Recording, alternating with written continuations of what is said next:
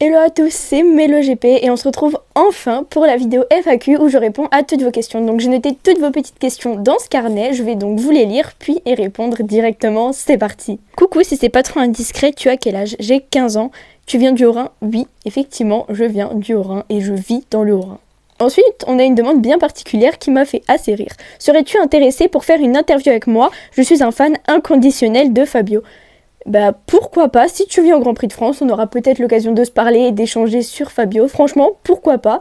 J'ai pas mal de projets au Mans, donc j'attends que ça se concrétise et je vous en parlerai d'ici quelques mois. Quel est ton coureur préféré all-time et actuel et ton circuit préféré? D'ailleurs, le circuit préféré m'a été demandé plusieurs fois. Alors pour mes pilotes préférés, de tous les temps, je dirais évidemment Marco Simoncelli. Vous savez que j'ai un grand attachement pour ce pilote. Donc ça va être, je pense, mon numéro 1 de tous les temps. Et en actuel, il y en a énormément. En Moto 3, c'est Riccardo Rossi. En Moto 2, il y a Tony Arbolino, Fermín Aldeguer, Denis Ondjoux que j'aime beaucoup. Et en catégorie reine, il y en a énormément. Évidemment, les pilotes français, les frères Marquez, Aleix Espargaro, Pedro Acosta, quasiment tous les pilotes.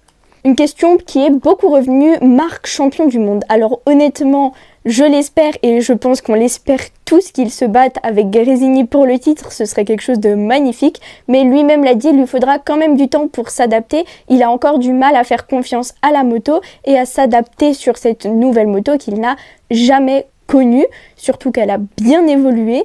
Donc il lui faudra un peu de temps, déjà qu'il joue des podiums et des victoires, ce serait déjà très très beau, et après on verra où ça le place au championnat. Un sport méca hors MotoGP et F1 qui t'intéresse? Alors j'aime beaucoup de sports mécaniques, j'aime bien le karting, tout ce qui est Superbike, donc le championnat de France et le championnat mondial. Je m'intéresse désormais au championnat d'Espagne Superbike, un petit peu au BSB, donc le championnat d'Angleterre. Je m'intéresse un petit peu à tous les sports, ou du moins, même si je ne regarde pas, j'essaye de suivre les résultats. Une question qui m'est revenue, je pense, une bonne dizaine de fois, si pas plus. Quels sont mes pronostics pour la saison 2024? Quels sont les pilotes qui deviendront champions du monde? Alors, je ne fais jamais de pronostics, c'est quelque chose que j'ai jamais fait et que je ne ferai jamais, même si évidemment j'ai mes favoris pour le titre. Je ne fais jamais de pronostics car tout peut changer en une seule course. On l'a d'ailleurs vu cette saison entre Martin et Pecco Bagnaia, où la tension et finalement l'incertitude est restée jusqu'à la toute dernière course. Donc c'est pour ça tout simplement que je ne fais jamais aucun pronostic. Par contre, je serais assez intéressée de voir vos pronostics, donc je vous laisse me les dire en commentaire. Ça, c'est une question à laquelle j'ai pas l'habitude de répondre. Ton top 5 des meilleurs pilotes subjectifs. Alors, dans les meilleurs pilotes en catégorie reine, je placerai Pecco Bagnaia, bien évidemment. Il montre son talent de saison en saison. Ensuite, Jorge Martin, Marc Marquez, évidemment. Donc, je me fie sur les pilotes actuels qui roulent cette saison. Donc, après, je mettrai Brad Binder. Pour moi, il fait partie du top 5 des meilleurs pilotes de la grille. Et ensuite, je mettrai Johann Zarco. J'en profite pour remercier toutes les personnes qui en même temps m'ont envoyé des messages d'encouragement. Vraiment, merci infiniment à vous tous. Quels sont tes favoris pour les titres MotoGP, Moto 2 et Moto 3? En Moto 3, j'hésite entre Tony Arbolino et Fermín Aldeguer qui se sont déjà bien battus pour la saison 2023. Donc je pense que les deux voudront prendre leur revanche et pourquoi pas jouer le titre. Donc ça peut faire un beau duel en tête. En Moto 3, je n'ai pas vraiment de favoris pour le titre. Évidemment, vous vous en doutez, j'espère que Riccardo Rossi sera champion du monde, même si ça risque d'être compliqué, mais j'ai pas vraiment de favoris. Et en MotoGP, il y a quand même un sacré panel de pilotes. Évidemment, je mise toujours sur Pecco Bagnaia, qui pourrait pourquoi pas chercher son 3e titre en catégorie reine. Jorge Martin qui voudrait se rattraper de cette saison. Pourquoi pas Brad Binder, je l'ai avant-placé dans les meilleurs pilotes. Pour moi, il serait capable de jouer le titre. Il était dans le top 5 cette saison. Après, il y aurait également Enea Bastianini. Je pense que maintenant qu'il est plus blessé, il pourrait se battre pour le titre et pourquoi pas venir titiller son coéquipier. Une petite pièce sur Marc Marquez, pourquoi pas, je le verrais assez bien dans le top 5 ou du moins dans le top 10. Ensuite, j'ai deux questions assez similaires, donc je vais vous les lire et faire une réponse pour les deux. Penses-tu que Yamaha et Honda vont combler l'écart avec les constructeurs européens?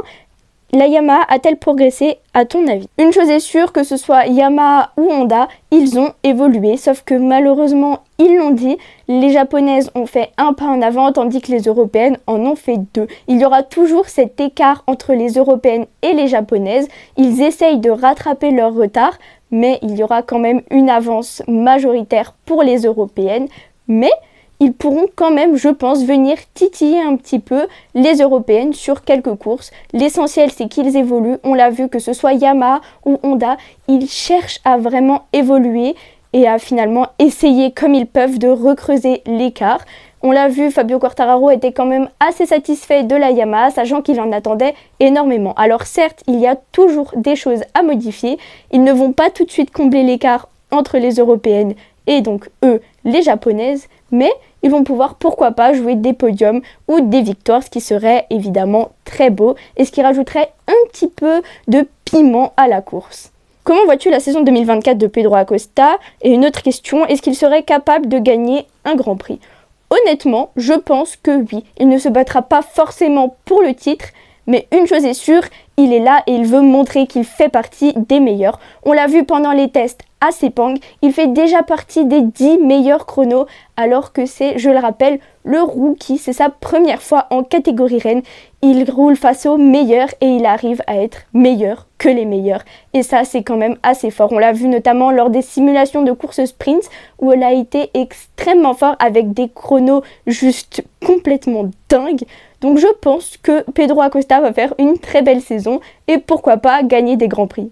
Tu l'as eu, le drapeau Johann Zarco. Je l'ai reçu d'un jeu que GameGP avait organisé et j'avais remporté donc le drapeau de Johann, qui est d'ailleurs magnifique. Et petite nouveauté de cette année, vous l'avez peut-être vu passer ou non, je suis en collaboration avec GameGP, donc franchement, foncez, jouez avec GameGP, c'est vraiment des jeux super ludiques, super marrants. Vous êtes en compétition toute la saison pour remporter donc des cadeaux tout au long de la saison, mais aussi pourquoi pas remporter un trophée du meilleur joueur GameGP. Quels sont tes projets pour cette année? Alors, de sûr, déjà en MotoGP, j'irai au Grand Prix de France et au Grand Prix de Misano. D'ailleurs, ce serait un plaisir pour moi de vous voir là-bas, donc dites-moi si vous faites des Grands Prix cette année. Ensuite, j'aimerais beaucoup faire une manche de FSBK qui se fera. Je ne sais pas encore laquelle, je pense les deux noms, mais je vous tiens au courant dès que j'ai plus d'infos évidemment. Une question quasiment similaire, c'est quoi tes projets ou tes rêves pour cette année? Alors, donc mes projets, je vous en ai parlé. Les projets qui sont sûrs et qui se feront, c'est une manche de FSBK et les deux Grands Prix, donc le Grand Prix de France et le Grand Prix de Misano. Pour mes rêves cette année, j'aimerais beaucoup aller à l'ECMA, le salon de la moto à Milan, qui est un des plus gros salons. J'aimerais également énormément faire un peu hors MotoGP, mais le Rocos Ranch, aller voir la course qu'ils font pour Noël avec des pilotes de MotoGP, de Moto2 et de Moto3. C'est une course de motocross, pour ceux qui ne connaissent pas, en Espagne, aux alentours de Barcelone. Ensuite, pas forcément cette année, mais potentiellement l'année prochaine ou dans quelques années, le Grand Prix de Valence, histoire de clôturer la saison. Après, évidemment, si je peux aller à la cérémonie, moi je dis pas non. Franchement, ça c'est quelque chose que j'aimerais énormément faire. Après, voir une livrée, ça c'est un rêve vraiment que j'ai depuis très longtemps. Et j'espère que ça se fera d'ici, pourquoi pas quelques années ou quelques mois, qui sait. Mais vraiment, découvrir une livrée avec une team, ça doit être quelque chose de complètement dingue. Et après, vous le savez, mon rêve et mon objectif final est de travailler chez Canal+ Sport en MotoGP, évidemment. On reste toujours du côté des projets. As-tu des projets cette année niveau interview, reportage sur un pilote? Alors, je peux pas vraiment répondre à cette question. J'ai quelques projets pour cette année.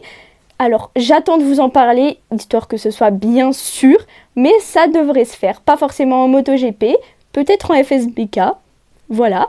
Mais ça devrait se faire et franchement, je vous réserve des belles surprises pour cette saison. Donc restez bien connectés dans les mois à venir pour en savoir plus. Ensuite, une question que j'ai beaucoup aimée. Qui aimerais-tu vraiment beaucoup interviewer? Alors évidemment, vous vous en doutez, le premier à qui je pense, c'est bien sûr Johann Zarco. Pourquoi? Parce que c'est tout simplement grâce à lui que je suis ici sur les réseaux. C'est lui qui m'a donné envie de devenir journaliste. Donc je pense que pour vraiment avoir un côté émotionnel en plus, ce serait Johann Zarco, sachant qu'il est français, ce serait vraiment, je pense, le pilote que je voudrais le plus interviewer. Après, évidemment, ça va sans dire Fabio Quartararo, qui est également français, donc ce serait notamment plus facile pour la communication. Mais Fabio, qui est champion du monde, je pense que ça peut être très intéressant de l'interviewer. Évidemment, vous connaissez mon amour pour Ricardo Rossi, donc pour moi, ce serait vraiment un réel plaisir et un honneur de l'interviewer. Donc c'est vraiment les 3 pilotes à qui je pense en premier. Et après, pourquoi pas Marc Marquez. Marc Marquez, ce serait, je pense, complètement dingue de pouvoir l'interviewer, sachant qu'il est extrêmement pris par les interviews, par les Media Days. Donc franchement, si un jour j'ai l'occasion rien que de lui poser 2-3 questions, ce serait un honneur. Et après, finalement, tous les pilotes, parce que interviewer quelqu'un, c'est complètement dingue. Si c'est un pilote, encore plus. Donc franchement, peu importe le pilote, je serais vraiment ravie de l'interviewer. Quel ancien circuit aimerais-tu revoir au calendrier ? Puisque l'Argentine compte un petit peu comme un ancien circuit, je dirais pourquoi pas l'Argentine, qui a été un circuit assez sympathique. Mais en vraiment ancien, il n'y en a pas vraiment que je voudrais revoir. J'aime beaucoup les circuits qu'il y a actuellement. Mais un circuit que j'aimerais voir apparaître, c'est bien sûr Magny-Cours. Je rêverais que le MotoGP se passe également à Magny-Cours et qu'il y ait 2 Grands Prix de France. C'est pas trop par rapport à la moto, mais est-ce que tu aimes que le MotoGP ou tu suis aussi genre la F1, etc. Donc comme je l'ai dit avant, je suis la Formule 1, mais aussi un petit peu toutes les compétitions moto. Je suis de loin le motocross, mais aussi le superbike, le FSBK, le championnat d'Espagne, le championnat d'Angleterre. J'essaye de me renseigner un petit peu sur toutes les compétitions de sport mécanique. On part un petit peu côté F1. Question hors MotoGP, avis sur le transfert de Lewis chez Ferrari. Étant une grande fan de Lewis Hamilton, mais aussi de Ferrari, je suis assez contente pour le duo que ça va former. Le duo Charles-Lewis, je pense, va être vraiment sympathique et très apprécié par les médias.